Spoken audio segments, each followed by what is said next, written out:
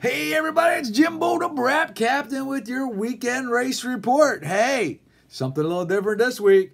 Tough like roar. Yeah. Reading off-road riders. Roar. Reading off-road riders. Hey, I've been working with these guys for a lot of years. They do hair scrambles, enduros. They do a nice big dual sport at the end of the year. And fifth annual Tough Like Roar. And if you think you're tough, come give it a try, all right? I ain't going anywhere near it, okay? Dude, boulders the size of Volkswagens, okay? These cats are riding over. The main event was 17 miles, 2 laps. The last guy that came in was on his motorcycle for over 5.5 hours. Okay, now I didn't do any video. You can go back, you can go on Facebook or social media. There's little video clips everywhere. I did one short video, but you know, it's tough to keep up with those guys. You shoot the starts and they're gone, you know. But great weekend, man. This is the 5th annual Tough Like Roar. $15,000 on the line. The winner took $5 grand of that. They got a separate class for women, and here's the concept. I think it was close to 180 riders entered this year, okay, which is good. Okay, because this race scares people away because it is tough like roar, okay? I ain't messing with you. I think 180 people showed up, and I really should take this phone call, but I'm going so good on this video, I can't stop now.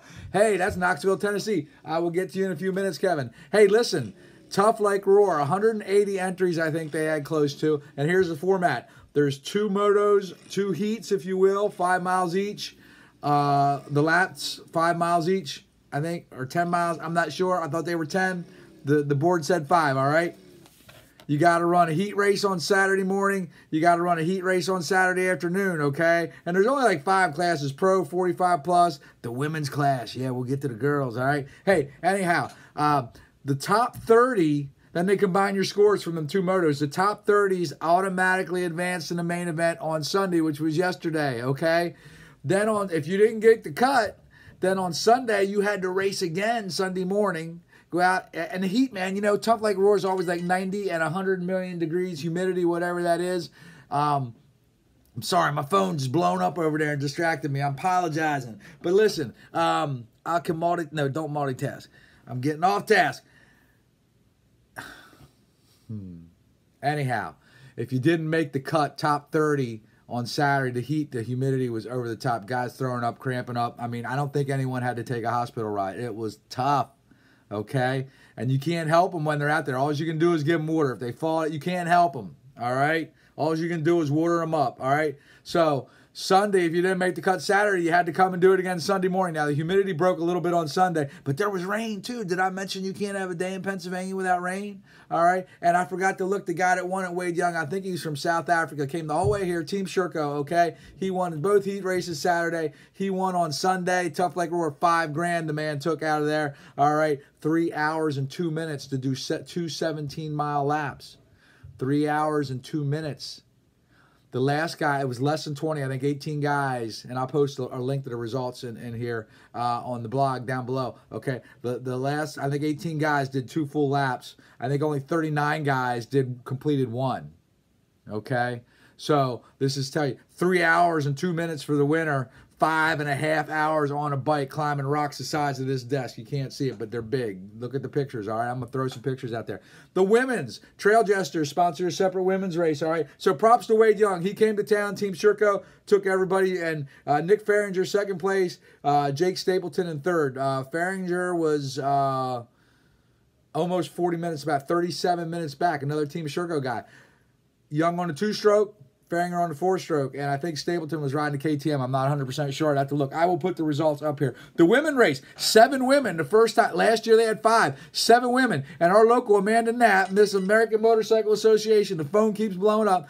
She posted the other week that she was going to do this, and I almost texted her and said, "You're nuts, don't do it. I've been there. I know what it's like." But I got there. When I got there Sunday, I wasn't able to make it Saturday. When I got there Sunday, she was just coming off the course, all right, and just exhausted, drained, everything that she had. She said it's the toughest thing she's ever done. Okay, this woman I think runs a university. She has a PhD. She races motorcycles all over the country and goes trail riding and stuff with her girlfriends. All right, toughest thing she ever done. But she's smiling. I saw a video of her kicking her bike down a hill and sliding down behind it just to make it down the hill. Anyhow, what happened? Let me get over there. On Sunday, 7 women went out there, and their course wasn't as long. They didn't have to do the 17, but they did a big part of that. The women, I'm in the wrong setup here. Let me go back. The women, that would have been Sunday qualifier. Miss Taylor Johnson won it. She was the only girl, 1 hour and 52 minutes, all right? She was the only girl to get through it, I think, in, no, I'm sorry.